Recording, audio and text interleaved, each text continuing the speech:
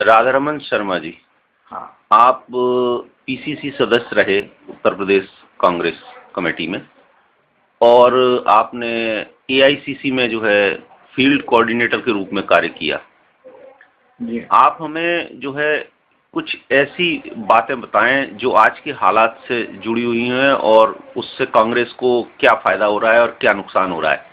तो आप इसके विषय में क्या मतलब आप समझते हैं कि इससे कांग्रेस को क्या नुकसान हो रहा है और क्या फायदा हो रहा है, जो आजकल के कुछ नेता जो है अपनी बातों को आम जनता के बीच में ला करके जो है कांग्रेस की छवि को खराब करने की कोशिश कर रहे हैं। देखिए, कांग्रेस में इंदिरा जी की शहादत के बाद काफी बदलाव आया है, और इंदिरा जी के टाइम में जो कांग्रेस थी और आज की जो कांग्रेस है उसमें बहुत बड़ा अंतर है। पहले जो कांग्रेस में लोग थे वो अपनी सेवाएं देते थे, और आज लोग कांग्रेस में जो है वो कुछ हासिल करने के लिए ज्यादा हैं बजाय वो सेवाएं करने के।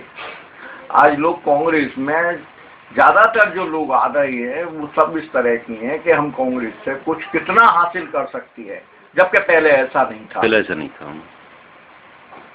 ठीक, तो अब जो आप दिग्विजय सिंह जी को आप देख रहे हैं कि वो जो है कुछ भी बोल देते हैं और उससे जो है कांग्रेस को कितना बड़ा एक नुकसान होता है, उसके संबंध में आपको क्या कहना है? देखिए, दिग्विजय सिंह जी का जहां तक प्रश्न है, दिग्विजय सिंह जी मुख्यमंत्री रहे हैं मध्य प्रदेश के। मध्य प्रदेश को किस तरह से वो चला सकी है ये आपको भी मालूम है। मध्य प्रदेश में दिग्विजय सिंह जी एकदम फेल हो गए, और फेल होने के बाद में उनको उत्तर प्रदेश जैसे राज्य का प्रभार सौंपा गया है। अब वो कितने सफल होंगे कितने नहीं होंगे ये तो मैं नहीं कह सकता, इसके उदाहरण पिछले देखे जा सके। दूसरी बात ये है कि दिग्विजय सिंह जी को हर मुद्दे की जानकारी उतनी नहीं है जितनी कि दिग्विजय सिंह जी बोल जाती हैं। दूसरी बात यह है कि कई चीजें ऐसी है कि जिन पे हमें चुप रहना चाहिए, या तो नहीं बोलना चाहिए, और या कुछ उन मुद्दों को उठाना नहीं चाहिए। अब जैसे रामदेव बाबा का ही मसला है, तो रामदेव बाबा का मुद्दा ऐसा नहीं है कि जिसे हम पार्टी प्लेटफॉर्म पे आके और उस मुद्दे को उठा सकें। हाँ, क्योंकि देखिए वो अभी फिलहाल तो किसी राजनीतिक पार्टी के व्यक्ति नहीं है, और नहीं उनका कोई राजनीतिक स्वरूप है। वो एक योग गुरु है, और वो अपना एक कार्यक्रम अलग तरह से चलाती है, और उनका मुद्दा जो उठाया है उनने, वो मुद्दा और अन्ना हजारे का मुद्दा एक मिले हुए है। और भ्रष्टाचार के मुद्दे पर तो देखिए कांग्रेस के कई नेता बार बार कांग्रेस में ही ये इस तरह के सवाल उठा चुके हैं। तो मैं नहीं समझता कि कांग्रेस को रामदेव का मुद्दा उठा के या अन्ना हजारे का मुद्दा उठा के कोई चीज हासिल हो सकती है।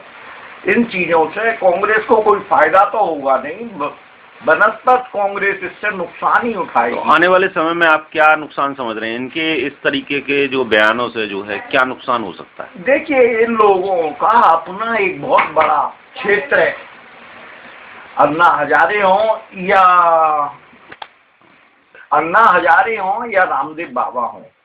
देखिए, उनका अपना एक क्षेत्र अलग है, और वो जिस मुद्दे को लेकर लड़ रहे हैं पूरा देश उन लोगों के साथ हो गया है ना। जिस तरह से हमने पिछले दिनों देखा है, अन्ना हजारे का जब आंदोलन उनने चालू किया, उनने अपनी भूख हड़ताल चालू की, तो पूरे देश में एक माहौल बन गया उनके पक्ष में। और यही हालत रामदेव बाबा की है। रामदेव बाबा के कार्यक्रमों में भ्रष्टाचार के मुद्दे को लेके और एक बहुत बड़ा ये जन जागरण जिसे कहना चाहिए वो उनने चालू किया है, और ये रुकने वाला नहीं है, ये अब चलेगा।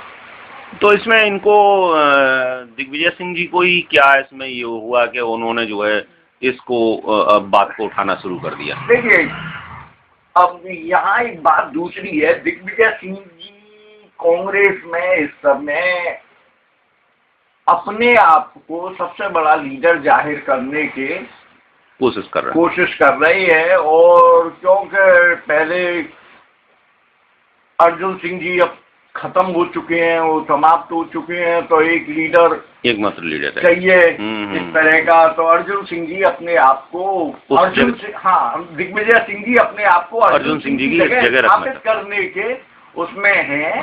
तो वो अपना कर रहे हैं।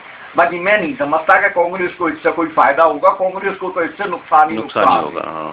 आने वाले हम देखिए, हम मार्च से नहीं लड़ सकते।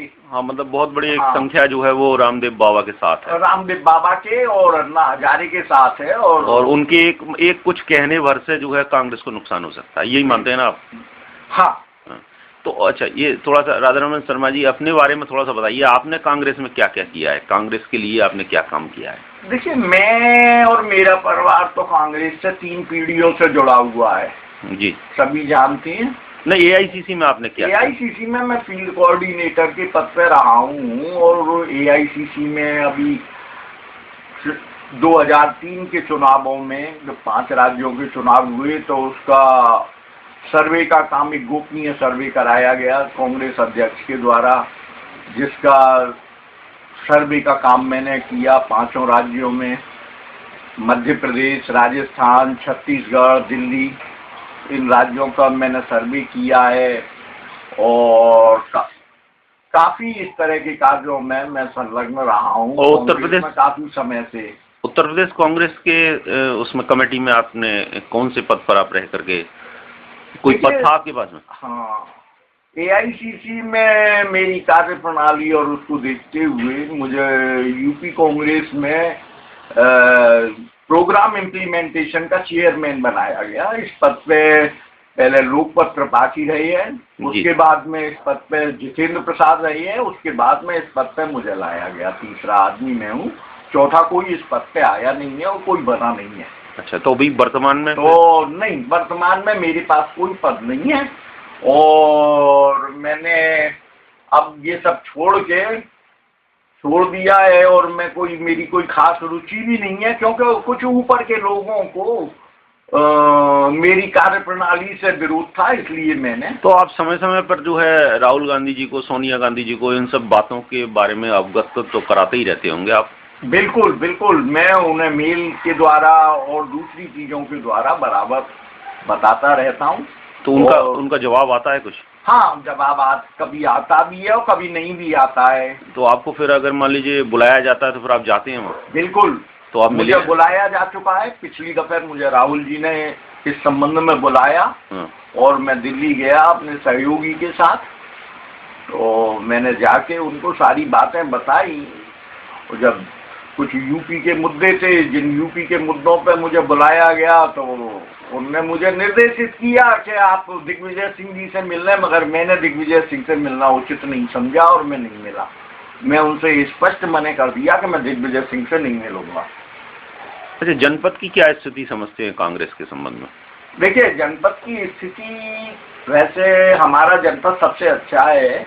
हमारे यहाँ से सांसद भी कांग्रेस का रहा, हमारे यहाँ से विधायक भी कांग्रेस का रहा, हमारे यहाँ से चेयरमैन भी कांग्रेस पार्टी का रहा, मगर जो वर्तमान हालात चल रहे हैं वो कोई बहुत अच्छे नजर नहीं आते, और हम अब फिलहाल इस स्थिति में नहीं है कि कोई बहुत बड़ी, बहुत अच्छी स्थिति में बैठे। क्योंकि देखिए, कांग्रेस का आपने कहा कि सांसद रहा, कांग्रेस का विधायक रहा, तो कांग्रेस के सांसद तो आपके हाथ से निकल गया। हमारे हाथ से वो निकल गया, और हम देख रहे हैं कि अगर इसी तरह से चला तो हम विधायक भी खो देंगे अपना, और चेयरमैन भी हम अपना खो जाएंगे। तो अभी जो सुनने में आ रहा है कि मथुरा जनपद में जो है चेयरमैन की जो पोस्ट है वो महिला, और मतलब कहना चाहिए पिछड़ी जाति की महिला के लिए शायद आरक्षित किया गया है।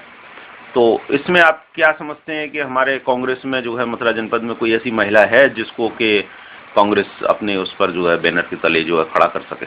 देखिए, ऐसा है, इसमें फिलहाल तो नजर कोई आता नहीं है, और ये हमारे लिए नहीं, ये सभी पार्टियों के लिए है कि किसी में भी कोई ऐसी महिला अभी सामने नहीं है। मगर हाँ, जब चुनाव आएंगे तो वो कल क्या स्थिति होगी उसके बारे में अभी कुछ कहा नहीं जा सकता, क्योंकि कोई भी अच्छा प्रत्याशी निकल के आ सकता है। अच्छा, उत्तर प्रदेश कांग्रेस की क्या स्थिति समझ रहे हैं आप? उत्तर प्रदेश कांग्रेस कमेटी की स्थिति कोई बहुत बढ़िया मुझे तो अभी नजर आती नहीं, आने वाले चुनावों को देखते हुए। आने वाले चुनावों में तो अब मैं अपने, क्योंकि कांग्रेस से जुड़ा रहा हूं, कांग्रेस का प्रारंभिक और सक्रिय सदस्य भी हूं, तो मैं कोई ऐसी बात अभी कहना उचित नहीं समझता। बहुत बहुत धन्यवाद आपका राधारमण शर्मा जी, आपने समाचार एक्सप्रेस.com के लिए खास इंटरव्यू दिया, इसके लिए आपको बहुत बहुत धन्यवाद। धन्यवाद।